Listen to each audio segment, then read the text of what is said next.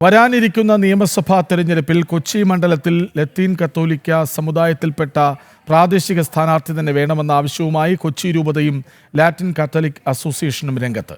Ernakulam DCC president Muhammad Shiyas കൊച്ചിയിൽ മത്സരിക്കാൻ നീക്കം നടത്തുന്നുവെന്ന വാർത്തകൾക്കിടെയാണ് സഭയുടെ പരസ്യമായ നിലപാട് പ്രഖ്യാപനം.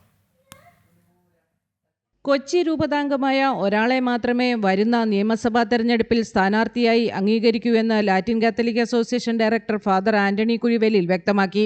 പുറമേ നിന്നുള്ള ഒരാൾ വന്നാൽ അത് വികസനത്തെ ബാധിക്കുമെന്നും അദ്ദേഹം പറഞ്ഞു. കൊച്ചി മണ്ഡലത്തിലെ ജനസംഖ്യയിൽ ഭൂരിഭാഗവും ലത്തീൻ സമുദായത്തിൽപ്പെട്ടവരാണ്. അതിനാൽ സമുദായത്തിന് അർഹമായ പ്രാതിനിധ്യം വേണമെന്നത് സ്വാഭാവികമായ അവകാശമാണെന്നും കൊച്ചിയിൽ ചേർന്ന ലാറ്റിൻ കാത്തലിക് അസോസിയേഷൻ യോഗം ചൂണ്ടിക്കാട്ടുന്നു. ഒരേ ഒരു നിയോജക മണ്ഡലമേ ഉള്ളൂ. ആ നിയോജക മണ്ഡലത്തില് ഒരു കൊച്ചി രൂപതക്കാരനായ കൊച്ചിക്കാരൻ വരണമെന്നാണ് കൊച്ചി രൂപത പ്രസ്ഥാനം ആവശ്യപ്പെടുന്നത്.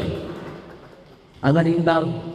അതിന് കൊച്ചി രൂപതക്കാരനായ ഒരു കൊച്ചിക്കാരൻ വരണമെന്നുള്ളതാണ്. സമുദായത്തിന്റെ ആവശ്യങ്ങളെ വർഗീയതയായി ചിത്രീകരിക്കുന്നുവെന്ന് അസോസിയേഷൻ പ്രസിഡന്റ് TA ഡാൽഫിൻ ആരോപിച്ചു. അർഹതയുള്ള ഒരാളെ മേയറാക്കിയപ്പോൾ അതിനെ വർഗീയമായി പ്രചരിപ്പിച്ചത് കോൺഗ്രസിനുള്ളിലെ ഒരു വിഭാഗമാണെന്നും അദ്ദേഹം പറഞ്ഞു. കൊച്ചിയെ അറിയുന്ന കൊച്ചിക്കാരനായ കൊച്ചിയിലെ ശ്വാസം വഹിക്കുന്ന അല്ലെങ്കിൽ കൊച്ചിയുടെ മണമറിക്കുന്ന ഒരു നേതാവ് കൊച്ചിക്കുകയാണ്. അത് അഹങ്കാരം ആവശ്യമായിട്ട് അനുഭവങ്ങളാണ് നമ്മൾ പറയാൻ കഴിയും. അതുകൊണ്ട് ഇത് കൊച്ചിക്കാരനെ വേണമെന്ന് പറയുമ്പോൾ അപ്പോൾ നിങ്ങളെന്താണ് പ്രാദേശികവാദം പറയുന്നത് എന്ന് ഞങ്ങളോട് വരുത്തുന്ന നമ്മോട് വരുന്നവർക്ക് പറഞ്ഞു കൊടുക്കേണ്ട ആവശ്യമില്ല.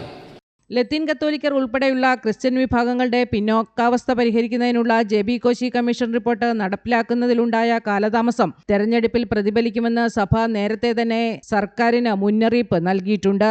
നിലവിൽ മുൻ MLA Dominic presentation, Antony Kureethara തുടങ്ങിയവരുടെ പേരുകളും സജീവമായി ചർച്ചയിലുണ്ട്. കൊച്ചി മണ്ഡലത്തിൽ ഏകദേശം 94,000-ഓളം ക്രിസ്ത്യൻ വോട്ടർമാരാണുള്ളത്. ജനം, കൊച്ചി.